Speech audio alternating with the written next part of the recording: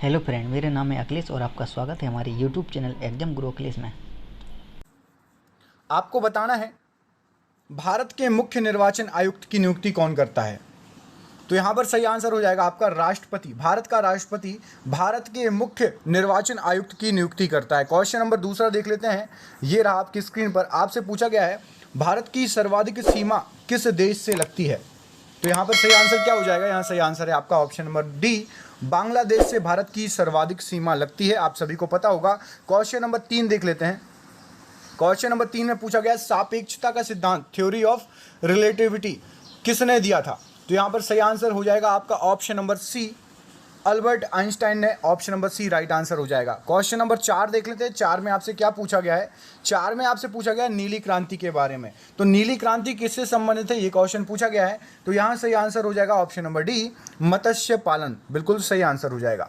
Question number 5 देख लेते हैं। 5 में आपसे क्या पूछा गया। 5 में छोटा नागपुर का पठार कहाँ स्थित है। तो यहाँ पर सही आंसर क्या हो जाएगा छोटा नागपुर पठार के लिए। तो आपको बता दूं पूरा झारखंड आता है और थोड़ा सा बिहार भी आता है। यदि आपको कहीं ऑप्शन नंबर ए और डी दोनों मिले तो आपको ए और डी दोनों लगाना है, नहीं तो आपको झारखंड और बिहार अलग अलग मिले तो आपको झारखंड लगाना है। ठीक है, ऑप्शन नंबर ए यहाँ पर सही आंसर हो जाएगा, क्योंकि झारखंड राज्य पूरा आता है छोटा नागपुर के पठार में। अगला क्वेश्चन, क्वेश्चन नंबर 7, अद्वैतवाद के सिद्धांत के प्रतिपादक कौन थे। तो यहाँ पर आपका सही आंसर हो जाएगा option number D, Shankaracharya ji थे अद्वैतवाद के सिद्धांत के प्रतिपादक। क्वेश्चन नंबर अगला देख लेते हैं। क्वेश्चन नंबर 8, धान के खेत में कौन सी गैस निकलती है। तो धान के खेत में यहाँ पर सही आंसर हो जाएगा CH4, option number B. CH4 को क्या कहते हैं, कमेंट करके बताइए जल्दी से। CH4 को क्या कहा जाता है, कमेंट करके बताइएगा। अगला क्वेश्चन देख लेते हैं। Question number 9, lockdown licence, living and other stories की पुस्तक के लेखक कौन है। तो यहाँ पर सही आंसर क्या हो जाएगा, ऑप्शन नंबर बी, शोभा डे। ऑप्शन नंबर बी बिल्कुल सही आंसर हो जाएगा। HSCL क्लर्क में आया था, ये देखिए आप, है ना। अगला क्वेश्चन है आपका 1855 से लेकर 1857 में डंका शाह के नाम से कौन लोकप्रिय था। तो डंका शाह के नाम से लोकप्रिय था Ahmadullah Shah. Option number B यहाँ पर सही आंसर हो जाएगा। क्वेश्चन नंबर 11 देख लेते हैं। इसमें पूछा गया है आपसे कौन सी अवसादी चट्टान जैविक रूप से बनी है। तो जैविक रूप से बनी हुई अवसादी चट्टान ऑप्शन नंबर ए सैल है। ऑप्शन नंबर ए सही आंसर हो जाएगा। क्वेश्चन नंबर 12 देख लेते हैं। समुद्रगुप्त को भारत का नेपोलियन किसने कहा था। तो समुद्रगुप्त को भारत का नेपोलियन, ऑप्शन नंबर यहाँ पर D, Vincent Smith. Option number Vincent Smith बिल्कुल सही आंसर हो जाएगा, option number D. Question number 13 देख लीजिए। ये रहा आपकी स्क्रीन पर।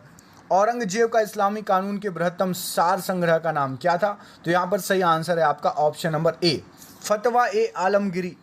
बिल्कुल सही आंसर हो जाएगा। क्वेश्चन नंबर 14 देख लो। क्वेश्चन नंबर 14 में आपसे पूछा गया है साबुन के द्वारा सतहों को साफ करने के सिद्धांत किस सिद्धांत पर आधारित है। तो यहाँ पर सही आंसर हो जाएगा ये पृष्ठ तनाव पर आधारित है। ऑप्शन नंबर डी बिल्कुल सही आंसर हो जाएगा। क्वेश्चन नंबर 15 देख लीजिए।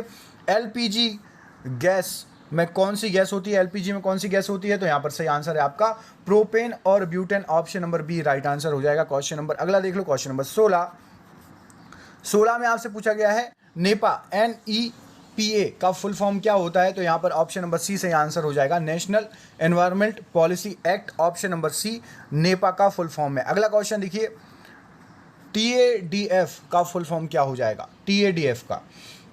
तो यहाँ पर सही आंसर है आपका option number D, technology exhibition and development fund. Option number D बिल्कुल सही आंसर हो जाएगा। अगला क्वेश्चन देख लेते हैं। अधात्विक खनिज कौन सा है इनमें से। तो अधात्विक खनिज आपका अभ्रक है, ऑप्शन नंबर बी, याद रखिएगा अधात्विक खनिज है। अगला क्वेश्चन देखिए। अगले क्वेश्चन में पूछा गया थाईलैंड में प्रमुख धर्म कौन सा है। तो थाईलैंड का प्रमुख धर्म है आपका ऑप्शन नंबर सी, बौद्ध धर्म बहुत ज़्यादा माना जाता है, बौद्ध धर्म प्रमुख धर्म है वहाँ का। अगला क्वेश्चन देख लेते हैं। अगले क्वेश्चन में आपसे पूछा गया है भारत में स्वदेशी आंदोलन किस दौरान हुआ था। तो भारत में स्वदेशी आंदोलन आपका ऑप्शन नंबर बी, बंगाल विभाजन के विरुद्ध आंदोलन के समय हुआ था, जब बंगाल का विभाजन कर रहे थे अंग्रेज। अगला क्वेश्चन, क्वेश्चन नंबर 21 में पूछा गया है अंग्रेजों ने किस देशी रियासत को अपने क्षेत्र में नहीं मिलाया था। तो यहाँ पर सही आंसर है आपका ऑप्शन नंबर बी, ग्वालियर। बिल्कुल सही आंसर हो जाएगा, option number B right answer हो जाएगा। अगला क्वेश्चन देखिए, यूरोपीय चित्रकारी का प्रवेश किसके दरबार में हुआ था। तो यूरोपीय चित्रकारी का प्रवेश अकबर के दरबार में हुआ था, वहाँ से आए थे चित्रकार लोग। ठीक है। अगला क्वेश्चन देखो, क्वेश्चन नंबर 23 में पूछा गया है, चीनी यात्री फायांग किसके शासनकाल में भारत आया था। सबसे इजी क्वेश्चन है, कई बार आया है, तो इस सही आंसर हो जाएगा चंद्रगुप्त द्वितीय, ऑप्शन नंबर बी बिल्कुल सही आंसर हो जाएगा। अगला क्वेश्चन देखिए, क्वेश्चन नंबर 24 में आपसे पूछा गया है, अशोक के धम्म का मूल संदेश क्या था। तो अशोक के धम्म का मूल संदेश क्या था। तो यहाँ पर इनमें से कोई नहीं सही आंसर हो जाएगा, ऑप्शन नंबर डी बिल्कुल सही आंसर हो जाएगा, इनमें से कोई नहीं। अगला क्वेश्चन देखो, ये रहा आपकी स्क्रीन पर, मेगास्थनीज किसका दूत था।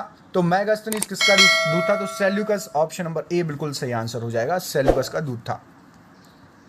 सिंधु घाटी सभ्यता की मुख्य विशेषता क्या थी। तो सिंधु घाटी सभ्यता की इनमें से मुख्य विशेषता क्या थी, ऑप्शन नंबर ए पक्की ईंटों से बनी इमारतें, बिल्कुल सही आंसर हो जाएगा। क्वेश्चन नंबर 27 में क्या पूछा गया है, आपसे पूछा गया है, सती प्रथा को अवैध किसने घोषित कर दिया था। तो सती प्रथा को अवैध घोषित करने वाले William Bentinck, option number B sir lord William Bentinck, बिल्कुल सही आंसर हो जाएगा। अगला question, now or never pamphlet किसने लिखा था। तो नाउ और नेवर पंपलेट किस वर्ष लिखा गया था, ठीक है, किसने नहीं, किस वर्ष लिखा गया था। तो सही आंसर हो जाएगा 1924, ऑप्शन नंबर बी यहाँ पर बिल्कुल सही आंसर हो जाएगा। अगला क्वेश्चन देखो, अगले क्वेश्चन में आपको पूछा गया, महात्मा गांधी जी ने भारतीय राष्ट्रीय कांग्रेस के किस अधिवेशन की अध्यक्षता की। तो वही 1924 वाला, ठीक है, और उसी समय ये आपका पंपलेट लिखा गया था, नाउ और नेवर। क्लियर है। कर्नल वाइली की हत्या किसने, कर्नल वाइली की हत्या में किसे मृत्युदंड दिया गया। यहाँ पर सही आंसर हो जाएगा आपका मदन लाल ढींगरा, ऑप्शन नंबर ए सही आंसर हो जाएगा, ठीक है, वाइली की हत्या ढींगरा। अगला क्वेश्चन, इंपीरियल क्रेडिट कोर की स्थापना किसने की थी। जो इंपीरियल क्रेडिट कोर की स्थापना lord Curzon, option number B यहाँ पर सही आंसर हो जाएगा। याद रखना, मोस्ट इंपोर्टेंट क्वेश्चन, कई बार एग्जाम में आया हुआ है। अब्राहम मास्लो कौन थे। तो अब्राहम मास्लो कौन थे, तो एक मानवतावादी, ऑप्शन नंबर सी यहाँ पर बिल्कुल सही आंसर हो जाएगा। अगला क्वेश्चन देखिए, ये रहा आपकी स्क्रीन पर, आपसे पूछा गया है कि भारत के नियोजित विकास का विरोध किसने किया था। तो भारत के नियोजित विकास का विरोध यहाँ पर महात्मा गांधी जी ने किया था, ऑप्शन नंबर ए बिल्कुल सही आंसर हो जाएगा। क्वेश्चन नंबर 34 में आपसे पूछा गया, तानसेन को संरक्षण किसने दिया था। तो तानसेन को संरक्षण भाटा का Raja Ramchandra Singh, option number A यहाँ पर सही आंसर हो जाएगा, तानसेन को संरक्षण। क्वेश्चन नंबर 35 में ये पूछा गया है कि 100% सौर ऊर्जा से चलने वाला भारत का पहला केंद्र शासित प्रदेश कौन सा बन गया है। तो यहाँ पर सही आंसर है दीव, ऑप्शन नंबर सी, ठीक है। अगला क्वेश्चन देखो, ये रहा आपकी स्क्रीन पर, आपसे पूछा गया है, मानव गतिविधियों से परिवर्तित पर्यावरण क्या कहलाता है। तो यहाँ पर सही आंसर हो जाएगा आपका ऑप्शन नंबर बी एंथ्रोपोजेनिक पर्यावरण, मानव गतिविधियों से परिवर्तित जो है पर्यावरण, एंथ्रोपोजेनिक पर्यावरण। क्वेश्चन नंबर 37 में आपसे पूछा गया है, थर्मस फ्लास्क में लंबे समय तक तरल गर्म या ठंडा क्यों रहता है, ऐसा क्या रहता है उसमें।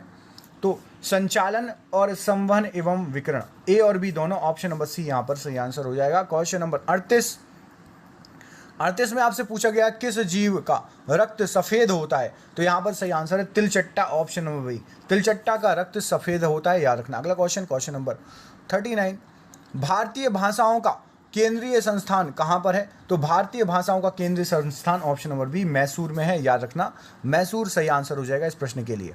उत्तर प्रदेश का कौन सा शहर पीतल के बर्तनों के लिए बहुत ज़्यादा प्रसिद्ध है। तो Moradabad, option number B Moradabad बिल्कुल राइट आंसर हो जाएगा।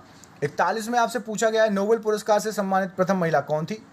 तो नोबेल पुरस्कार से सम्मानित प्रथम महिला ओस्ट्रोम, एलिनोर ओस्ट्रोम, ऑप्शन नंबर डी बिल्कुल सही आंसर हो जाएगा। अगला क्वेश्चन देखिए, क्वेश्चन नंबर 42 में पूछा है, गरीबी उन्मूलन का नारा किस पंचवर्षीय योजना में दिया गया था। तो पंचम पंचवर्षीय योजना में दिया गया था। आप लोग मुझे कमेंट करके बताइए कि 5वीं पंचवर्षीय योजना कब से कब तक थी, सन बताइए, कमेंट करके बताइएगा। जिसको नहीं पता वो लिख दो, सर 42वें क्वेश्चन का आंसर नहीं पता, मैं आपके कमेंट बॉक्स में रिप्लाई कर दूंगा। अगला क्वेश्चन है आपका, नोवाक जोकोविच किस देश के हैं। तो ये हैं आपके, ये भी कमेंट करके बताओ क्योंकि ये बहुत फेमस है। इनका नाम आपने हर जगह सुना होगा, कई इन्होंने टूर्नामेंट जीते हैं, नोवाक जोकोविच, तो ये आपको पता ही होना चाहिए 100%। जिसको नहीं पता कमेंट में बताओ, तो फिर मैं बता दूंगा आपको कमेंट करके, लेकिन ज़रूर कमेंट करना, बहुत आंसर बहुत इंपॉर्टेंट है इनका। नमस्ते जो है सालोम या फिर सैलम जो है पत्रिका किस देश की है। तो ये है आपकी भारत और इजराइल, ऑप्शन नंबर डी बिल्कुल सही आंसर हो जाएगा। अगला क्वेश्चन देख लेते हैं। अगला क्वेश्चन ये रहा आपकी स्क्रीन पर।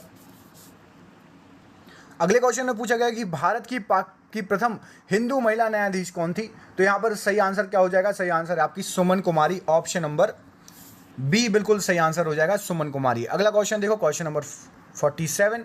इसमें पूछा गया है एस भास्करन किस खेल से संबंधित है? तो एस भास्करन आपके body building, option number a body building से संबंधित है।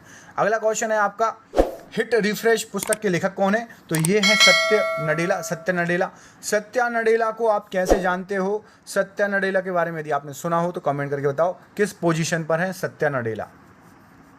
क्वेश्चन नंबर 49, भारत में राष्ट्रीय मतदाता दिवस कब मनाया जाता है? तो सही आंसर है ऑप्शन नंबर बी, 25 जनवरी को मनाया जाता है। और आज का आखिरी क्वेश्चन आपका ये रहा, आपकी स्क्रीन पर आपसे पूछा गया है 2024 ग्रीष्मकालीन ओलंपिक खेलों की मेजबानी कौन करेगा? इसका कमेंट बॉक्स में कमेंट करके मुझे आंसर दीजिए।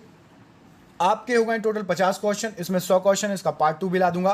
तो प्लीज़ इस क्वेश्चन का आंसर कमेंट बॉक्स में कमेंट करके जरूर बताइएगा। वीडियो कैसा लगा जरूर बताइएगा, अच्छा लगा हो तो लाइक कर देना, ठीक है। सिर्फ 11 मिनट में आपको 50 MCQ लेकर आए हैं। बहुत बहुत धन्यवाद आप सभी का, आपका दिन शुभ हो, ऐसे ही मेहनत करते रहिए, आगे बढ़ते रहिए। धन्यवाद धन्यवाद धन्यवाद। इस क्वेश्चन का आंसर कमेंट बॉक्स में जरूर देना।